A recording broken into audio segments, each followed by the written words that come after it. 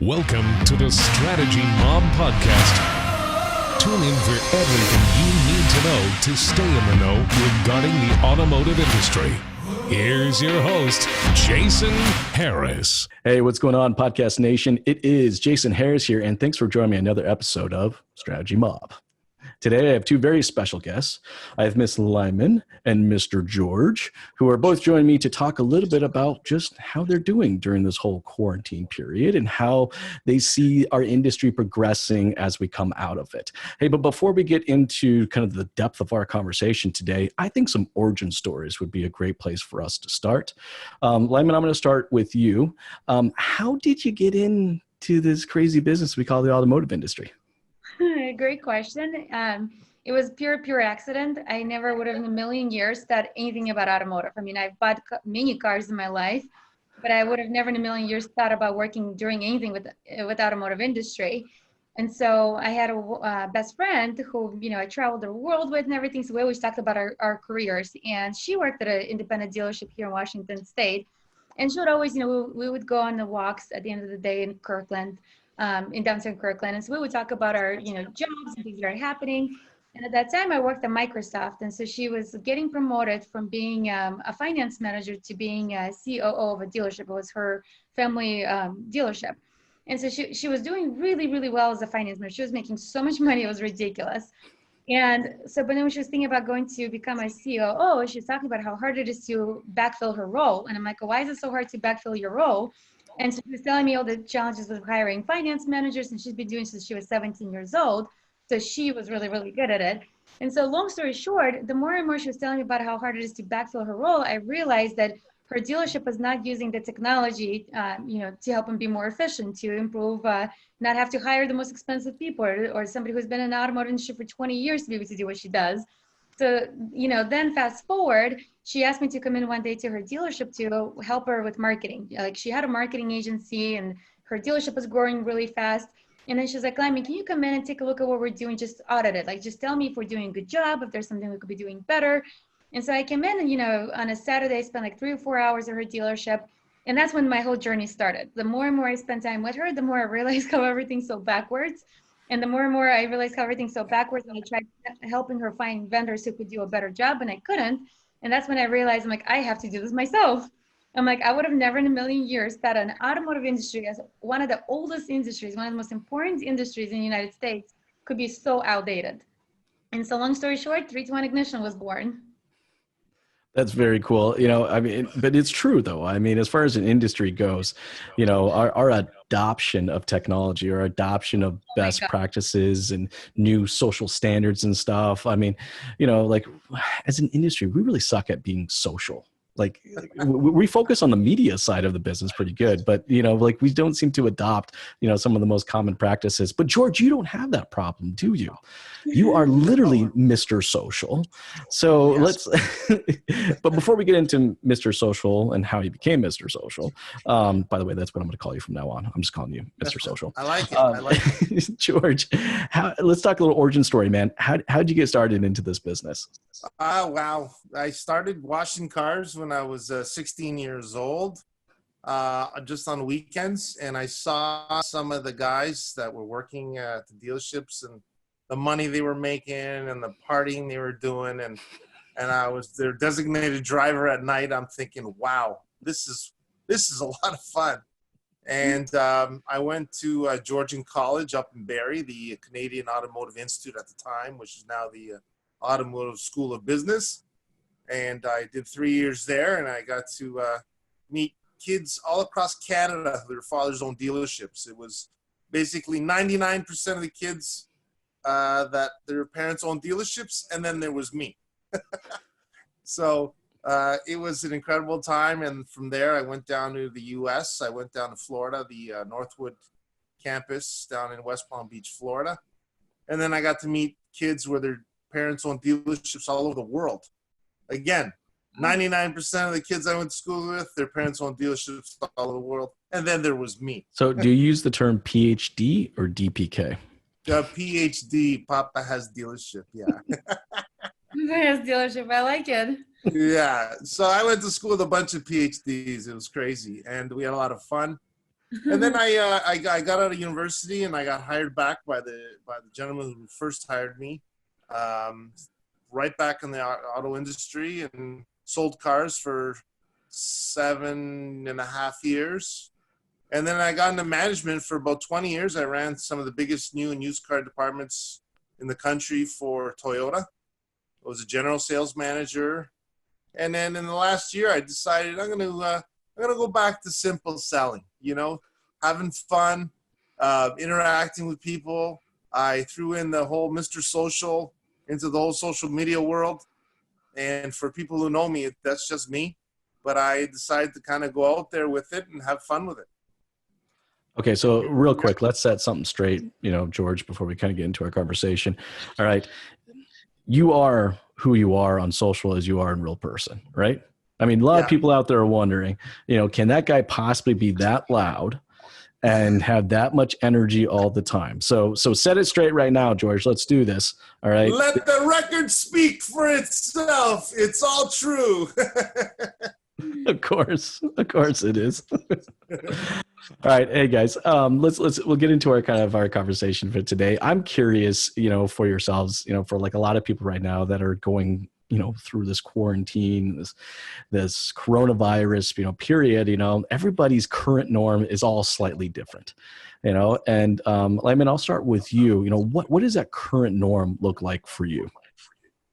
My current norm is I haven't really seen people besides being on Zoom. So luckily for me, I have so many phone calls that I'm constantly on Zoom. I'm constantly in meeting after meeting after meeting. So I have that social interaction. But beyond that, I think my highlights of the day is going grocery shopping and actually seeing other people and being able to dress up. And I love dressing up. So, before COVID, every weekend, I would put on a really cute dress and I'll go have dinner with my friends. Now it's like, oh my God, I get to go grocery shopping. Where's my dress? Well, everybody's wearing it. That's awesome. Well, yeah, I'm the same way. I'm all business up here, but I'll tell you, it's no pants Wednesday for me right now. Is it Wednesday? Yeah. It's Wednesday, isn't it? You took the words out of my mouth. I don't even know what the day is. I don't even know. Dude, I haven't worn shoes in a week. I mean, Is that what you're hiding underneath that camera? Because you look that's right. This is just, I just kind of set the vest and the dress shirt over there. And whenever I need to jump on the camera, I just kind of throw it on. Hey, George, man, for yourself, what's the current norm look like for you, brother? Yeah, my internal clock is shot. I'm up in the middle of the night. I'm taking naps. I'm talking with customers at the oddest times of day and night. It's completely out of the norm and shut down completely. So it's every day is like a Sunday. It's like a Groundhog Day. It's crazy. It's actually a great way to kind of to describe it. It's just like a Groundhog Day, over and over again. What was that OEM who just did a commercial for Super Bowl, the Groundhog's Day? Was it a Fiat Chrysler Dodge OEM? Oh yeah, that's right. Maybe they saw the future. They're like, they saw it coming. No idea how this is going to be relevant a month from today. You know what? Something that I've been trying to figure this out myself. I don't know if you guys noticed this, but it seemed like the OEMs responded really quickly to this. Yes. I'm talking fast, almost in the sense where it kind of felt like they had an overnight oh shit bag. And it was I'm thinking back, when my wife was pregnant, there was always that bag that was kind of sitting at the front, whenever it was go time, it was just okay, it's there, it's ready. It's they kind of had this go bag, ready. So maybe they learned their lesson from the recession, but I think the first commercial I saw was from GM, and I swear it came out maybe 24, 48 hours when, people were like, you need to stay home. I was like, wow, that was fast. Yeah, but that probably cost them an arm and a leg to do a commercial at the last minute like that. But you know what though? I kind of feel like it happened so fast. I really question, did they actually make it in real time, or was there something built? You know what I mean? Was it kind of almost partially built and just kind of sitting there ready to go? No doubt. Yeah, right. Just edited the voiceover, but they probably already had a footage of cars driving by or whatever. It felt like it was kind of like that way. But you know what? That's actually a good kind of segue into our conversation is, you know, kind of how you guys see, you know, the new norm, you know, for our industry is going to be. You know, you guys can disagree with me. And if you do, great. If you don't, that's fine too. But I definitely do not believe that we're going to be going back to the way that we've done business in the past, in the sense where we completely control the process for a customer. You know, like I don't foresee us ever going back to that place where it's like we tell the customer, no, Mr. Customer, here are the 1 through 10 steps that you have to do to actually purchase or service with me. Like I think socially now, all right, customers that now have gone through this phase where, you know, to your point, you know, I mean, you're talking about grocery shopping. You know, I've been doing grocery like pickups, and I have 3 kids under the age of 9. I'm thinking to myself, what the hell have I been doing all this time? Yeah. Like, why in the world was I taking 3 kids into a grocery store, you know, when I can literally just pull up, you know, and hit the button to the rear hatch and they throw it in and I drive off? Like, I honestly can't ever foresee myself walking to a grocery store again, you know, after this experience, you know, not just because of social distancing, but just because of the productivity, right? So I'd like to hear, let's hear your guys' thoughts of how you foresee, you know, that first 6 to 12 months of coming out of this, where, you know, the governments are going to say, okay, everyone, you can start popping your heads out. You can start showing up to restaurants. You can start showing up to actual physical showrooms. You know, how do you guys see the new norm is going to be for our industry? I think human nature in general, you're going to see, especially at the beginning, everybody's going to be very cautious. Yeah, we're going to have to try all kinds of different techniques. For the retailers who are not scared to try new techniques, those guys are the ones that I think they're going to persevere, and they're going to get stronger, especially coming out of the bat. I know there's some dealers that have already incorporated different initiatives, and those are the guys that aren't scared to kind of throw the ball and see what happens. Try and get a strike, and if you hit a ball, so what? On to the next ball. So yeah, we're going to definitely have to do something different. I think video, the internet, people are now, I had a customer today. He went and did his own approval by himself. He sent me his pre-approval by himself through Toyota, told me this is how much I'm approved for, and I'm going to probably go by his house in the next couple of days, go do an appraisal on his car, and it'll all be done via internet and just very limited social face-to-face communication. Well, and that's just because that's the way that he's chosen to purchase. That's the way he's chosen to engage. Exactly. Now, it's cool, though, that for yourself as a dealership, all right, you guys are willing to say, okay, we'll play ball the way you want to play ball. If that's what you want to do, all right, fine, we'll make those changes. Lyamen, for yourself, you know, on how your company engages with dealerships, you know, how do you see that changing, you know, going into this new norm? You guys have no idea how busy we have been. And so my company is 321 Ignition. We're a website provider. And we're actually the only company that's mobile first. And what's amazing is, you know, prior to COVID, a lot of times when we would talk to dealerships, and I would talk to like huge auto groups, and, you know, their feedback was always, well, you know, I have a website, it's good enough. It was almost like a business card. Check, I got it. And now they actually realize how important the website is. And people value time more than anything. Like, I'm willing to spend more money. And so, like I always say, you know, I put an hourly rate for myself. And if anything that I do costs less than what my hourly rate is, then I outsource it. I don't do it. Because we just need to be so much more productive, and we value productivity, especially, you know, Jason, with you with 3 kids, you know, like, sure, maybe another dealership, you know, across the street might be $1,000 less for the car you want to buy. But if the other dealership helped you save money or helps you save time, so you could spend more time with your family, so you could spend more time on your business, aren't you willing to spend that $1,000 more on the car? So, you know, dealerships' profit margins are shrinking, you know, from selling cars. So the best way to improve the profit margins is to actually provide one-of-a-kind services. And that's just to say, you know, our business is a family business. We've been here in the same area 30 years. Nobody cares about that. You know, consumers. That's so true. No one gives a crap about that. Yeah, they care about how you're going to help them save time. How do you make it simpler for them to get the information, help them do their homework? And like same thing as you, George, I'm up most of the days like until 3-4 o'clock in the morning because, I'm constantly working. And so I need people and companies that I work with to be able to operate in my hours. So that means like if I'm searching for information at 2 o'clock in the morning, I want that information to be available. I don't want to have to wait for somebody to get back to me. I want a simple, friction-free experience. And so for 3-2-1 Ignition, we've been so busy actually ever since the COVID happened. I almost can't even keep up with the demand is because, we created a user experience that was designed for people to shop online. One of the things that drives me nuts is when people talk about digital retailing tools and they talk about those digital retailing tools like it's, AI. Remember how when AI first got in? Oh God, I actually hate the word because it's the same. There is nobody out there that's really using AI. Come on. You know what I mean? Yeah, it's exactly. 99% of the time it's machine learning, but it's a buzzword. But to your point, I apologize for interrupting. Continue. Well, same thing like with some OEMs like Honda, for example. I think they just mandated all of their dealerships to use digital retailing companies, and they approved a couple of vendors. But the problem is not with the digital retailing. The problem is the user experience on the website.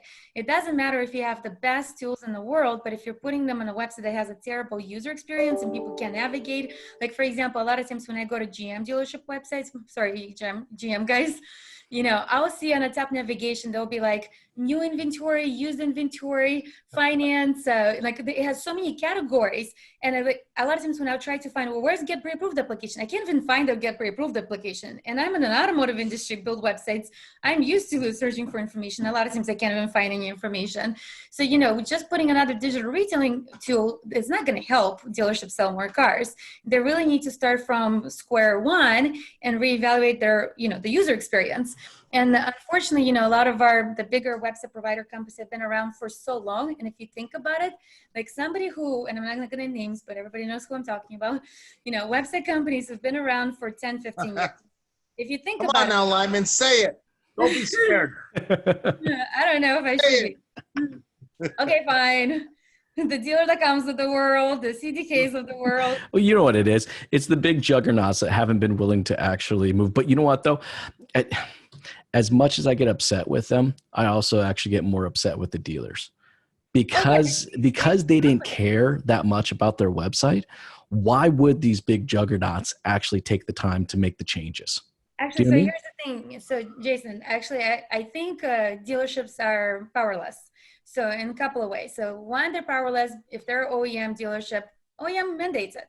And, whatever OEM says, they have to do. There's very few OEM dealerships who are more progressive and innovative who would say, you know what, forget what OEM is saying. I want to stand out. I want to innovate. And you guys OEM can keep up with it, evaluating new vendors as fast as you can. But there's very few of those people, who actually will be the rebels. Most people will follow the rules. And then there's the other problem with dealerships is if you think about it, if you take even like a really decent sized dealership, it's somebody who maybe sells 200 cars, 300 cars. How many employees would that dealership have? Like maybe 50, 60 employees, right? Okay, so if you think about it, out of those 50, 60 employees, how many of those people are actually in charge of marketing? Dealerships can't afford to have a marketing department. So what happens, because, marketing is not a one person's job. Marketing is a copywriter, a designer, a marketing manager, a developer, a QA person, an analytics person. Before all said and done, you need a team of minimum 11 people. I counted it several times. I'm like, is there any way to do it less than 11 people? Lyman, you got to remember, okay? Jason and I were in the auto industry when there wasn't even a computer allowed in the dealership, okay? You remember when websites first started coming in? Yeah, a lot of these guys are still in the auto industry. But here's the thing. That's actually a good point. I mean, Lyman, I think there are dealerships out there that are, putting their pitchforks in the air and demanding some change, but there are a lot of dealerships out there that just don't give a shit about their digital dealership. I mean, you said it earlier, Lyman, actually, when we started talking. Well, they do now. So this is what I love about this, right? Is that, I think you said it earlier, for a lot of dealerships, they just kind of looked at their website solution as a glorified brochure. Yeah. Like they didn't actually treat it as a digital version of their business. They just kind of treat it as kind of this secondary. In fact, even, a lot of dealerships can treat internet leads as like third-class citizens. Like, oh my God, Jason, those internet leads. Oh, geez. that we add for dealership website is a video tool, so it allows people to actually do one-way video code, so they could do live video walk around. And the salespeople at the dealerships that I work with, like, you have no idea how many times I try training them how to use it. They're not answering incoming calls. I'm like, you guys. I'll tell you something. At our store, I am one of only few people that are actually doing any sort of video. The owner has told the staff many times, guys, hey, digital pays off. It's proof in the pudding. And some people still just want to be in their own ways. It's a lot of people that think they're just customers just going to walk in the door like they used to. Yeah, Unfortunately, those are order takers. That's like being at a groceries Safeway checkout and somebody comes in and says, I want a gum. Great, let me ring you up. Those are not salespeople.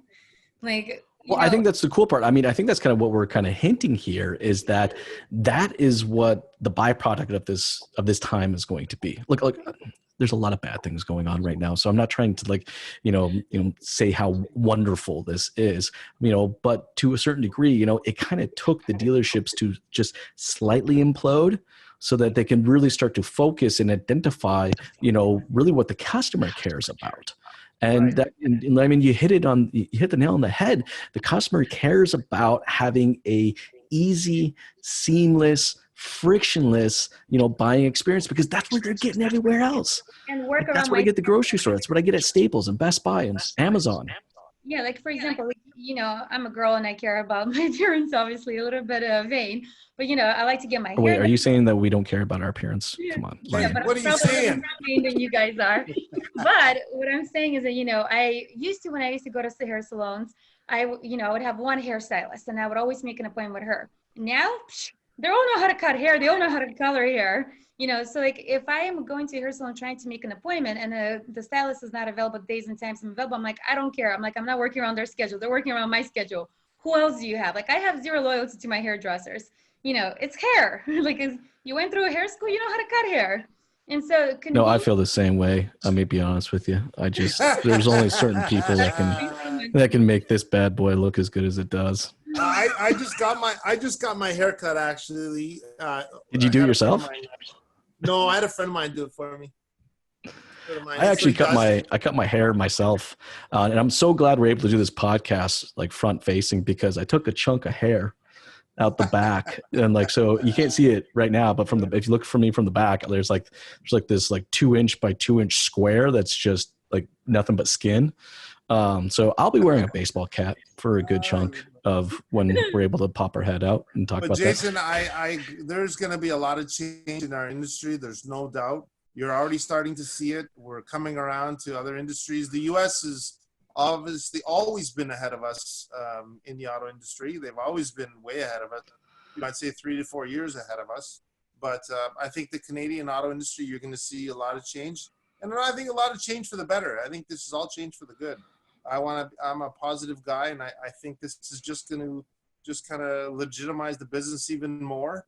And you're going to see I personally think for the people who want to go that extra mile and make it happen, for those individual people who want to spend more time with their families, don't want to spend 3-4 hours at a dealership, I think it's gonna benefit us. No question. No, I'm with you. I mean, I think, coming out of this, all right, the better physical operators and the better digital operators are the ones that are actually going to benefit the most from it. In fact, we're already seeing it. I mean, I mean, Lyman, I'm sure you've been talking to a lot of dealerships the same as I have, and I'm almost kind of a 50-50 split.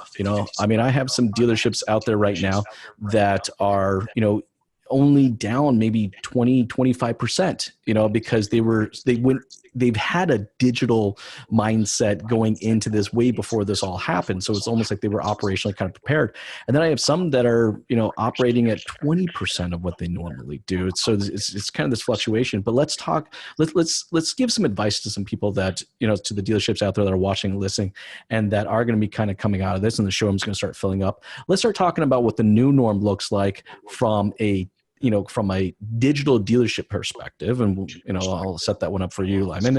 And then for yourself, George, to give you a moment to think about it, what that new sales process is going to look like, because I believe it's both. It's not one or the other. It's like the tech and the process have to work together. So, Lyman, for yourself, how does it look like coming out of this and going into the new norm that dealerships engage with technology? Yeah, so you know what, Jason, it's interesting. This is not even necessarily related to COVID, but in terms of the new norm for digital, I don't know if you guys heard the announcement, but Google is changing their crawling bots, Google bot crawling bots ranking to mobile first starting September 2020. They actually already started doing it in July 2019, but they were using it predominantly mobile first. Now starting September 2020, it's going to be all websites going to be crawled using mobile first indexing. So any dealership that doesn't have a mobile first, it's going to start hurting their organic ranking. It's going to start hurting their marketing ROI and everything else. And, the new norm, and said not even related to COVID or anything, but the new norm is mobile usage. Everybody is on mobile devices. Like Facebook is a mobile first company. Google is a mobile first company. Instagram is a mobile first company. So, with you guys all doing social media, and you guys know this, so you've seen in Google Analytics, Instagram, 100% their audience is mobile. So imagine people are seeing dealership ads on Instagram who are on mobile, and it doesn't matter how great your targeting is. Like, you might have created the best lookalike audience, you might have created the best, in-market audiences. You might have the most beautiful, the most catchy, the most intriguing ads. But if people are clicking on those ads and landing on the website experience that's now mobile first, guess what happens? They bounce. And when they bounce, two things happen. Google and Facebook, they have this thing called relevance score or quality keyword ranking. And when your quality score is too low, two things happen. One, you're paying more for cost per click. So anything on Google, if your quality score is 5 or lower, then you're paying anywhere from 28% to 400% more on a cost per click. Not only that, also, depending on the competition. So let's say, Google is an auction model, so is Facebook. So let's say you're in an area that has maybe 5 other dealerships and they're all bidding on the exact same keywords. Not only if your quality score is worse than your competitors, not only are you going to be paying more for cost per click, but also your ads might not even be seen, even if you are willing to pay more. Well, that's a good point. I mean, we're being forced as an industry just to get better.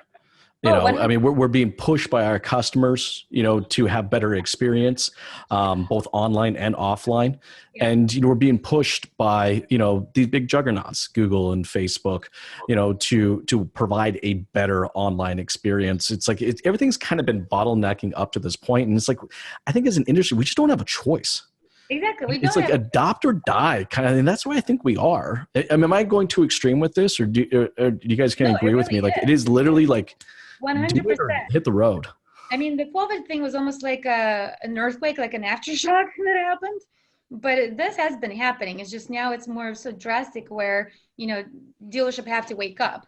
And actually, some of the dealerships that I talked to who are using our platform, their lead volume actually hasn't slowed down. They're almost getting exact same lead volume, but they're operating on a skeleton crew. They're still getting a lot of sales. I mean, their sales are slightly a little bit down because, in some states you can't even sell a car unless it's a necessity or essential item. But what's interesting is also I was talking to one of our dealerships, and I'm like, do you guys even need salespeople anymore? Because everybody was able to do everything online. That is a true point, because again, some of the dealers that have adopted that whole digital internet sort of sales experience, you're right. They're going to need less and less salespeople, and the salespeople they're going to want to keep are the ones that may have a huge experience, or that got a huge customer base, or whatever the case is. But yeah, it is changing, and it's going to change fast. I agree with you. Oh, look, I was talking to a dealer the other day, and I know this sounds bad, but it is what it is, right? He's like, Jason, this will be one of my most profitable months. I know, that's exactly what my other dealership said too. He's down 30% in 35% in RO counts and sales efforts and stuff like that. But he's doing that revenue with a third or a quarter of the staff and overhead that he had before. So, yeah. I mean, he's like, I know this sounds bad, but I literally going to have this question and start thinking about it. Like, think about on the sales side, right? 4 people are required. So 4 people are required to do this, right? You have this salesperson, BDC, maybe not, depending on your dealership, right? Then you have a sales manager and an F&I manager.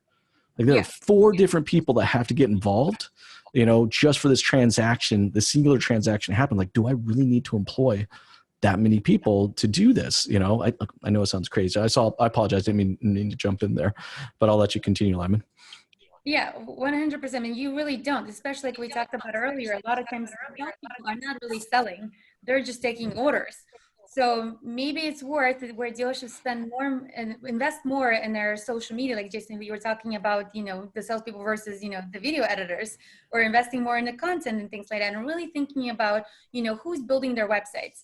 And instead, maybe then hire less qualified salespeople who are just trained in the best customer service, and they just know the product so well where they could answer every question, but they're not necessarily there to sell. Like your marketing will do the selling, build the credibility as the subject, thought leader in the, Ford cars or GM cars, or so where people come to you, not because you have the cheapest cars, but because you made it simple, because you're a true expert, you advise them. Like when I was building this company, I talked to several millennials and Gen Zs. I would interview them and do market research. And one of the ladies, I asked her, I'm like, do you own a car? She says, no, I don't, but not because I don't want one. She's like, I actually walked into the dealership 3 times, and every single time I walked out because all the salesperson was asking me is what's my budget? What could I afford? She's like, he wanted to spend no time trying to educate me about what are my trade-offs? What are my options? And the reality is that there's a lot of times salespeople at the dealership, they just care about hitting their quota. Well, if that's the case, then, invest in your marketing and in your digital experience to help educate the customers, let them do the homework, and then just hire great customer support people. Well, that's a good point. Lyman, George, I have to disagree with Lyman a little bit there. I got to step in on that one, Jason. Okay, go for it. That one's too hot for me. Let's do it, George. Okay, because I'll tell you right now, when you say salespeople, you're being very general. When guys like myself I'm up all hours of the night, days and night. I go to people's houses from 7 a.m. till midnight if I have to. So you got to understand, you're being very broad and you're laying out a blanket. But no, I got my own brother. My brother's been in sales, in Lexus sales as long as I have. He's the #1 Lexus guy in the country. I video chat him today. He was getting a car flatbedded up to a customer in Barrie, which is about an hour north of Toronto, just to hand over a box of keys and wave at them from a distance, That's not service, George. That's not like what you described as providing excellent customer service. I think what it is, and Lyman, I understand exactly what you're saying, right? That customers don't want to be sold. All right. Yeah, right. Look, in fact, George, we've seen this a bunch of times in our industry, that we've changed the name to product advisor, or sales advisor, where we advise them on, the best purchase, for them, but there are, look, George, we both know, man, there's a bunch of salespeople out there that are still just selling, hardcore, just selling crap. Question. Yeah, that's majority. No question. George, what you're describing is you and your brother are one of a kind. Like I actually have identical twin sister, and she works for Hewlett Packard HMP. She's responsible for over $130 million of revenue quota. She's not an average salesperson, like $100 million in revenue. That's like a CEO of a medium-sized company, and she's just a national salesperson. But when Amazon contacts her saying, "Hey, we need X number," or whatever they need, she doesn't just take an order. She's part of their strategic conversations about what it is they're building, what are the solutions they're trying to get. Like she's a consultant. That's one of a kind salespeople. There's very, very few salespeople like that. Majority of salespeople are just order takers. They don't know the product well enough to be actual good salespeople. I can't tell you how many times I get my customers bringing me my lunch and dinner at work. Yeah, but George, actually, that's a perfect segue, guys, into the next question, which I kind of set up for you, George, is, I think as an industry, what's going to happen during this time frame, it's going to filter out a lot of the crap. You know what I mean? Yeah. Like what's that old saying? Kind of cream rises to the top. Maybe I said that right.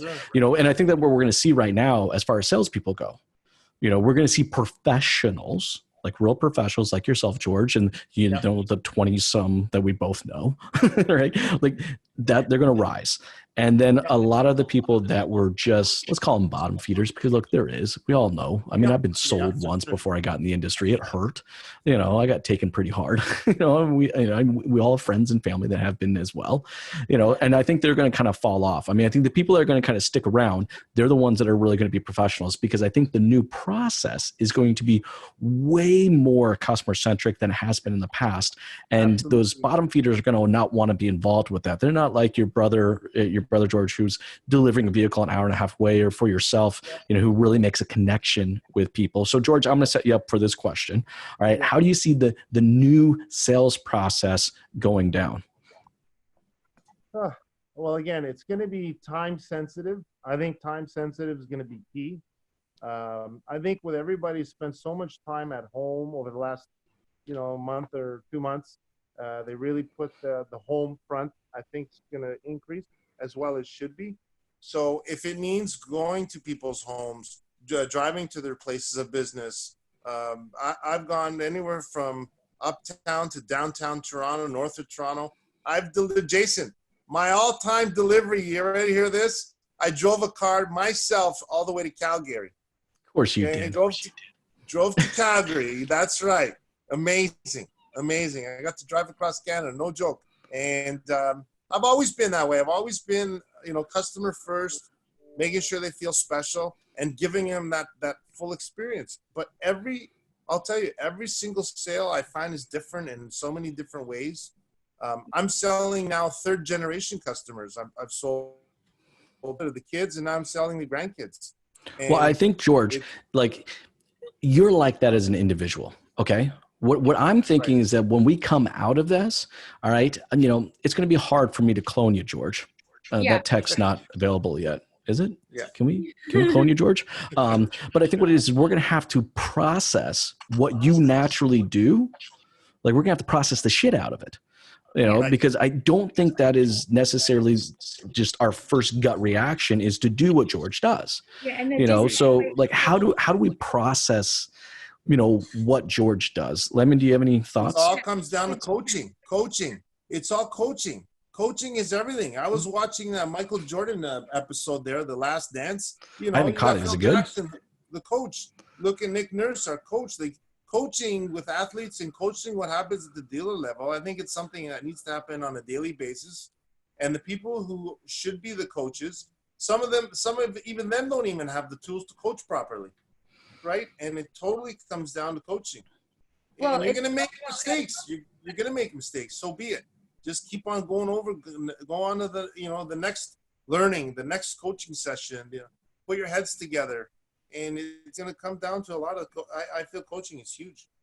Yeah, but what's interesting with George, what you said, and that's the key point, is customer first. I don't hear that word in the automotive industry very often. But when I work at Microsoft— Like, Lyman, you do a lot of marketing like I do. I mean, how many times have you been asked to create an ad or a campaign with that line in it? Yeah. But just because you say it doesn't mean you actually do it. So as an example, I talk to a lot of dealerships about their car loan application. So at 321 Ignition, our car loan application has 55% completion rate, which is like unheard of. And it's because of the user experience we designed. However, we don't have a way to integrate with Route 1 because Route 1 charges like ridiculous amount of money for, thousands of dollars just to do the API integration. And I'm like, I'm not going to spend that kind of money to do API integration. You should be wanting me to do API integration with them, which is the other crazy thing about automotive that pisses me off is like, coming from, the background of IT outside of automotive, companies will give you free API because the more companies integrate with you, the stickier the product is. In automotive, they try to charge you for API, which is the most craziest thing I've ever seen in my life. I talk to dealerships and I walk them through our car loan application process and how easy it is for a customer to do it on a mobile device and how great, high conversion rates we have. Like we generate more car loan application leads for dealerships than any other leads. And if you think about it, those are the most qualified leads. Those are the lower funnel leads. Like that's the lead you should be like drooling over. Like, oh my God, I got another car loan application lead. But the crazy thing is that just because we don't have a way to automatically push it to Route 1, whatever, dealerships oftentimes the first conversation I have with them is like, well, how about my salespeople? I don't want to allow them to, I don't want to make them to re-enter that information. And I'm like, listen, I get it. Nobody likes entering the information, but would you rather have your salespeople sitting there twinkling their thumbnails because they don't have any leads to follow up with? Or and so great that everything is automated, but they have no sales to coming in. Or would you rather have a lot more Carlin application leads, people who actually wanted to buy a car, but yes, they might have to do copy and paste a couple of times, big whip.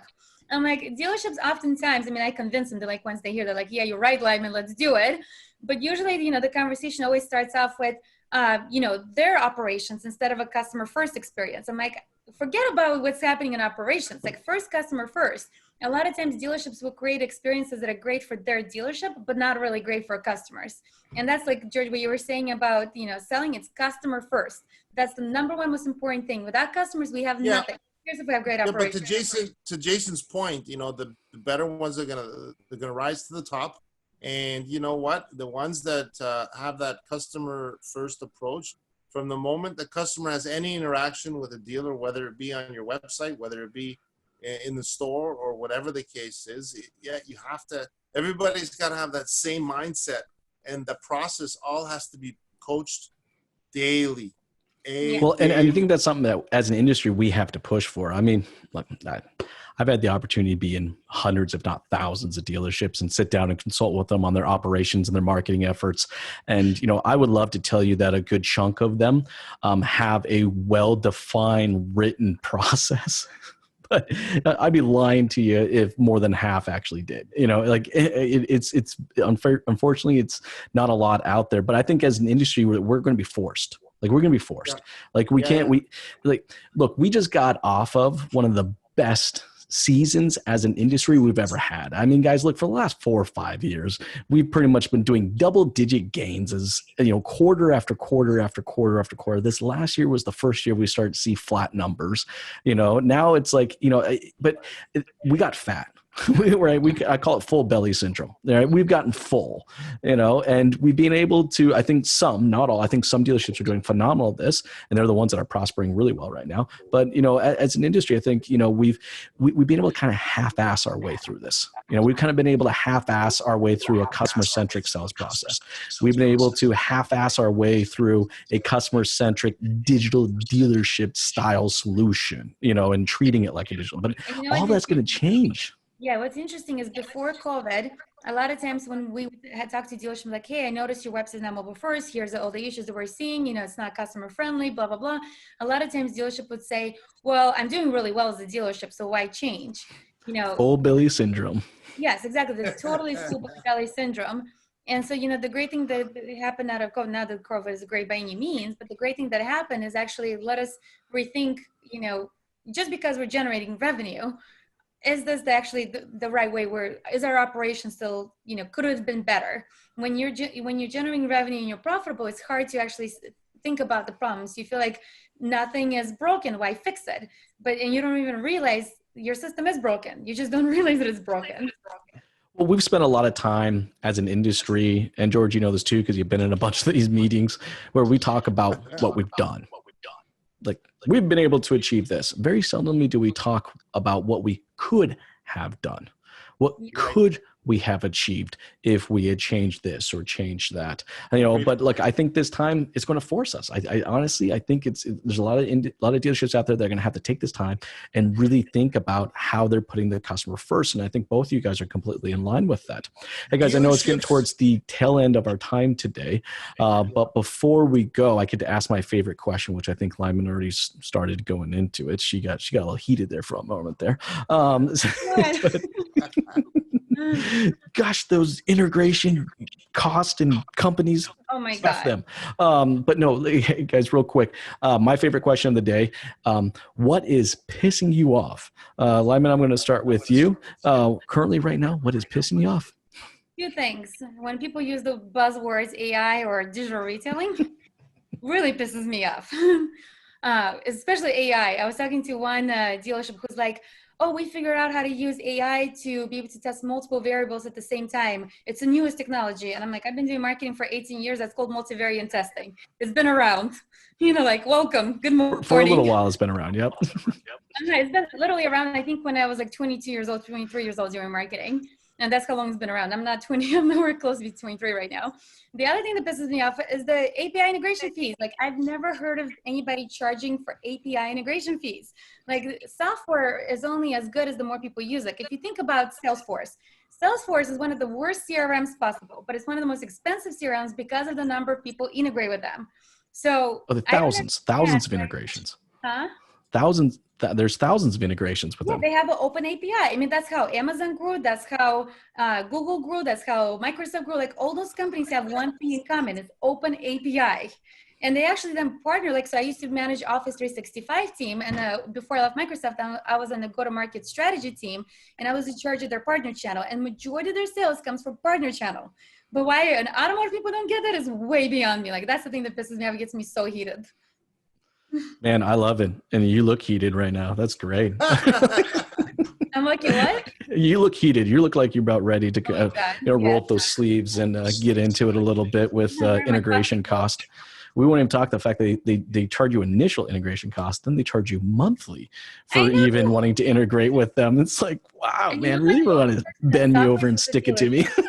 Yeah, like, the only people that suffer is dealerships. Literally, that's the only people. Like, that's why.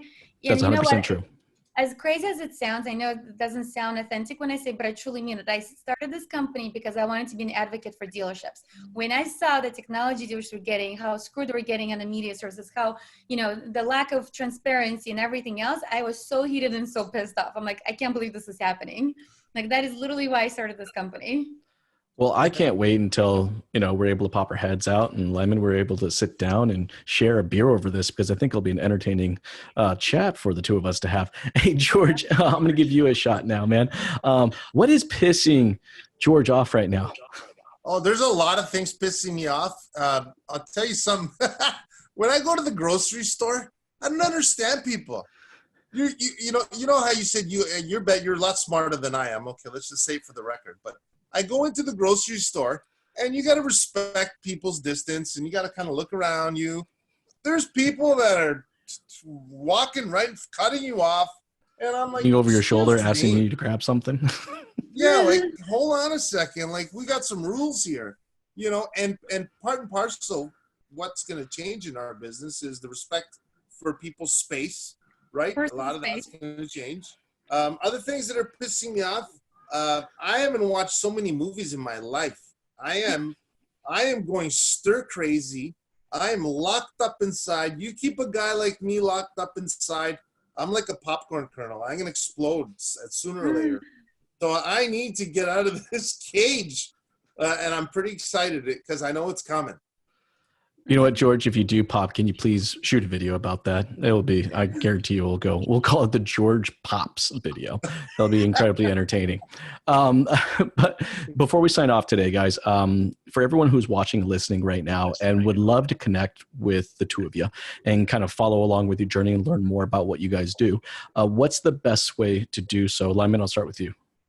Yeah, the best way to connect with me is either find me on my LinkedIn profile, Lyamen Savy, or on 321ignition.com. All of our contact information, everything is there. Awesome. Thank you. George, yourself, what's the best way to connect with, brother? Best way is, you got LinkedIn for sure is the best way. Instagram, I'm Toyota George, and on Facebook. So those are the three big guys. Awesome. And guys, and if you're watching, listening to this, I implore you need to go check out both of these people. They are great. They have such great passion for the industry. Hey guys, thank you so much for taking the time to jam with me today. This has been a lot of fun. Dude, thanks I've for having enjoyed me. it, Jason. Hey, have yourself a good one. It's great seeing you and great meeting you, Jason. Thanks so much. Thanks, and George. I look forward to having a few beers with you in person. I guarantee you it's totally going to happen. Me too. If you guys are going to be going to NIADA coming up in September now, we'd love to meet you guys there as well. That would be definitely fun to do. Thanks again, guys. You have yourself a good one. Bye, guys. Thanks, guys.